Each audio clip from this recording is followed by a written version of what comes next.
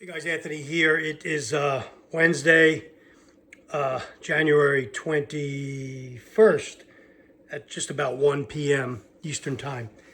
I went out to Costco this morning and purchased a bunch of stuff for myself and my wife, and also for my twin grandsons and my daughter. And that's all taken care of.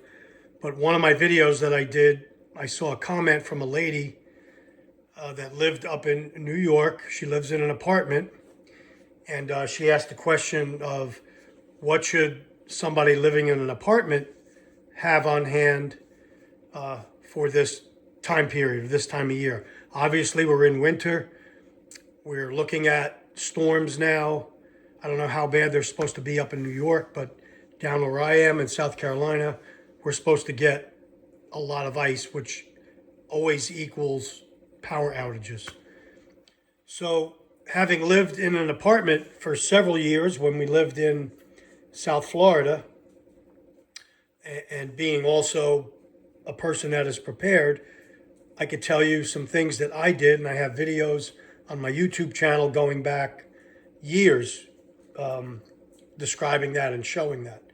But today I'm just going to hold up some things, point out some things, nothing in particular order.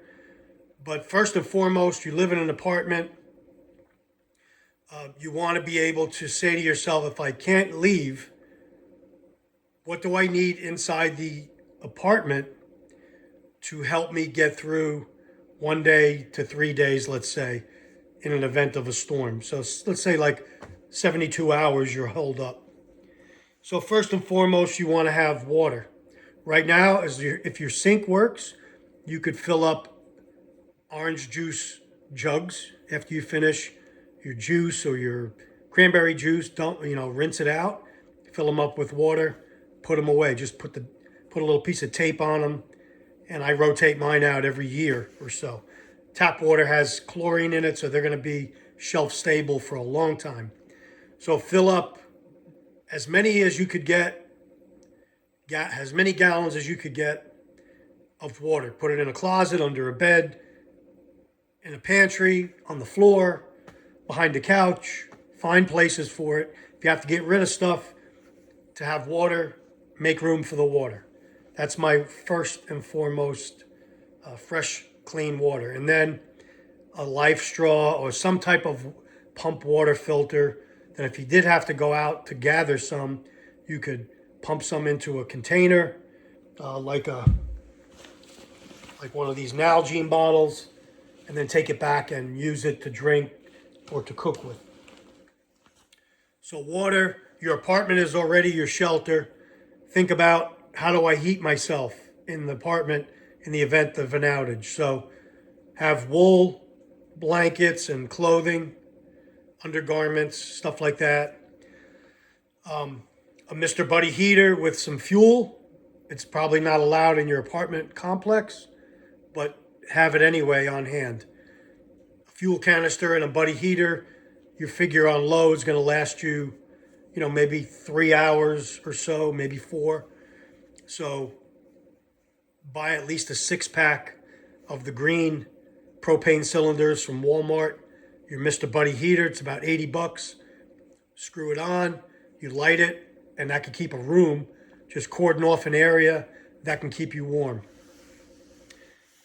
So the next things I want to bring up are things like, and I'm just going to point stuff out, things like first aid. I'm just going to hold up stuff, Band-Aids, stuff to clean a wound in case you cut yourself. So you could buy kits, you could have individual items in a drawer or in a bin that you've collected over time. Put it all together now and see what you have, and that's what you're going to need. That's what you'll have for the outage. If you need to get stuff, get it now while you can. You could add to the kit. Health items, like I just purchased this Nasamine nasal spray that kills germs in your nose. So stuff to keep yourself healthy. Vitamins or prescription meds that you need. You can see here I have enough for 8 days already, sorted out. And if you had meds, you could split this half meds, half vitamins, minerals, etc. A working flashlight, preferably one that's rechargeable, like this Olight. You just put this on a battery charger like your phone, and it tops it off. You don't have to worry about AA batteries, AAA, D, etc. So a good working flashlight. Also, I recommend a good working headlamp, because there might be times where you need a headlamp and you want both hands free. A headlamp and a flashlight. Important. If you don't have rechargeable ones, just go out to the store. You could buy a 3-pack in Costco with the batteries, and for relatively inexpensive. A good watch, preferably a solar watch. I've had this for years. Gives you the date, time. This is solar powered. I don't have to worry about it needing batteries. Also wear it automatic. Also, a good radio, AM, FM, weather. This one takes batteries. It also has a little winder. You could wind it up and run it. It runs for a few minutes without the batteries. So any type of portable radio, preferably one with the NOAA weather on it, so you could tune into weather and listen to what's going on the outside, AM, FM, and weather. And so these are relatively inexpensive. You could get them in shortwave as well and listen to this stuff all over the world at certain times of the evening. A good folding knife. You could get these again. Walmart's got very, very good folding knives for under $10 with the belt with the belt clip, and very easy to get. There's always a good selection in Walmart. And a fixed blade knife. Again, in Walmart or online, you could get a fixed blade knife, something in a sheath that's fixed blade, that, you know, is strong enough to something you could fight with, or whittle wood, or cut something, cut rope, whatever. A good knife in a sheath with some type of belt attachment on it. Next up, I recommend always a small pair of bird watching binoculars. You can get these on Amazon.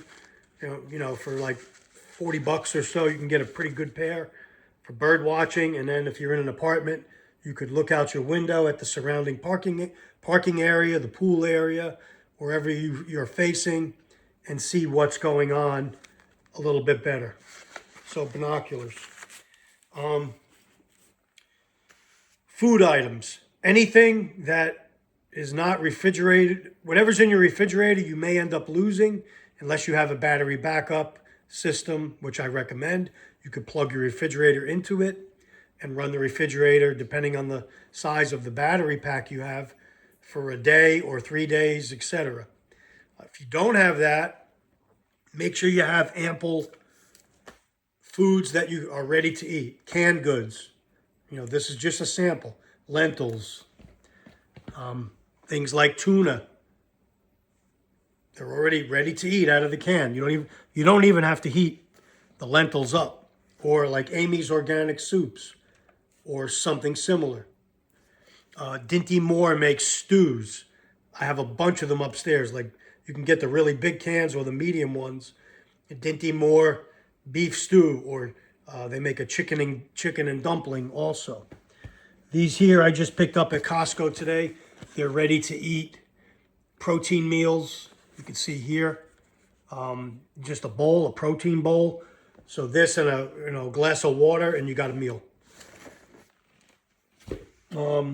So think out of the box. Powdered milk, anything you don't have to worry about it going bad in the refrigerator. Stock up on sugar, salt, flour, yeast. I bought a case across the room there, Spindrift, like seltzer, natural flavored seltzer, or canned soda, whatever you drink. Get some cases of it and have it in the house. Cases of water also. You could fill water jugs up, 5-gallon jugs, 5-gallon buckets, stuff you have laying around your house, fill them up with water, and then any items you drink, like soda, have a couple extra cases laying around. Also, regarding food, powdered potatoes, you just add hot water here, and you got mashed potatoes, and with a can of tuna or beef stew or something like that, you've got a meal. A backpack, and this doesn't have to be fancy. This is from Walmart. This is Outdoor Products. This is a brand that Walmart carries, and pack it with items as if you were going on a weekend trip at a friend's house. So some clothing. I always carry like a cigarette lighter with black tape or masking tape on it, or duct tape around the lighter. This has protected this lighter in a cover. You could put a knife in here, a water bottle. This has a water bladder inside of it. You could get that at Walmart as well. And then fill it with items that you need to survive. Clothing, gloves, hat, scarf, some food. You could put light amounts of food in here. A knife, a flashlight, a small radio. And then you have something that if you had to grab and go and you were forced out of your place, you at least have something you could take to the shelter with you or to a friend's house, etc. To have. So always have a bag packed and ready to go, and carry it with you whenever you leave the house for any length of time. Have it in your vehicle.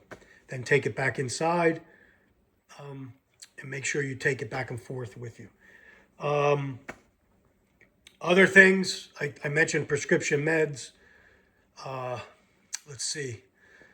Again, in your apartment, you could get creative. You could store less junk and more food and water. Make room for it.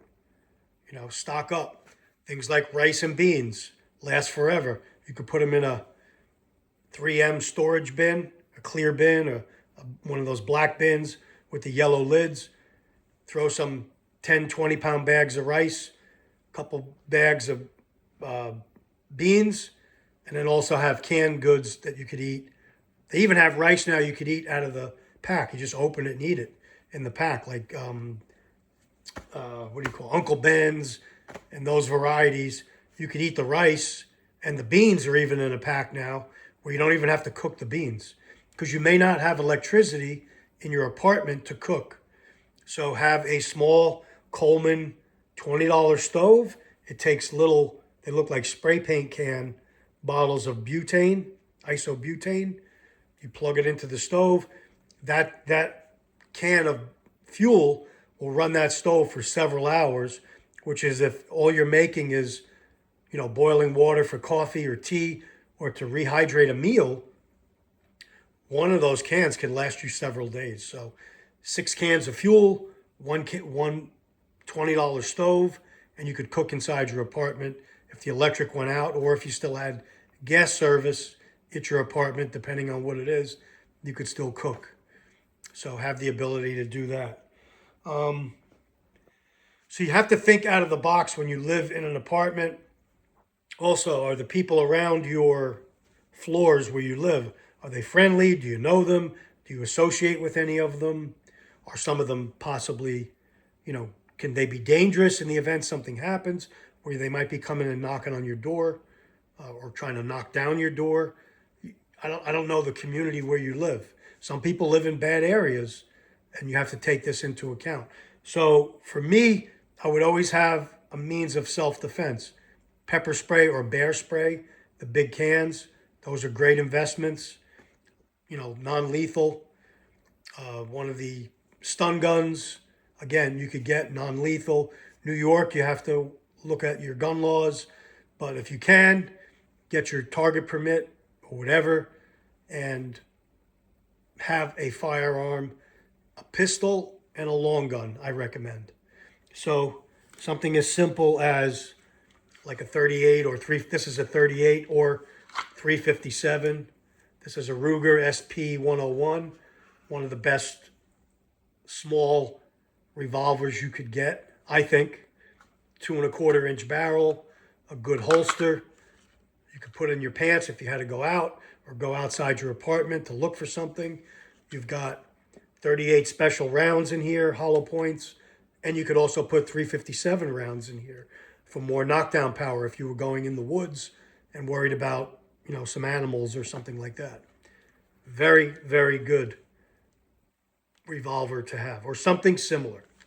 And then a long gun, again, a 22 rifle, something that you can defend your household with, or if you had to flee, you could take with you in your vehicle and be able to defend yourself.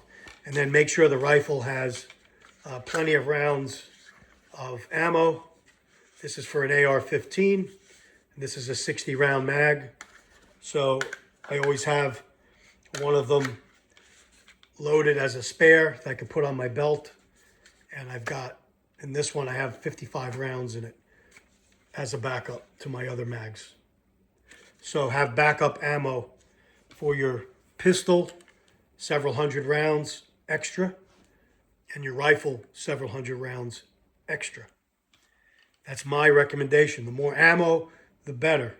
Have cash to do transactions, because credit cards, debit cards will probably not work. And if you had to barter with something, you've got some cash. You've got things like I talked about the other day, alcohol, tobacco, cigarettes. Even if you don't smoke, have some things you could barter with, or get yourself out of danger with bartering something. Hey, here's a pack of cigarettes. Leave me alone. So even if you don't smoke or drink, I advise you to buy bottles of vodka, scotch, whatever. Those could help light a fire, clean a wound, take an edge off, and to barter with. So I hope that covered some, but think you have to inventory what you have, go through your clothing, umbrellas, ponchos, rain gear, winter gear, summer gear, whatever the season is, have that gear in a tote or in a box or ready to go in the event of a storm coming. And then be able to monitor the storm. If you've got like-minded people in your apartment complex, again, the more the better, as long as you could trust them. And then maybe an alternate means of transportation, like an e-bike. I have an e-bike and I have an electric scooter that I could take out and scout the neighborhood with. As long as it's not icy or snowy, I could go scout around at night with my bike or my scooter and not even have to use my vehicle. So, think outside the box. I hope this video helps. Let me know, or in the comments, other people, please put what you recommend for this question that was asked. Thanks for watching. Take care. Stay ready. Anthony signing off.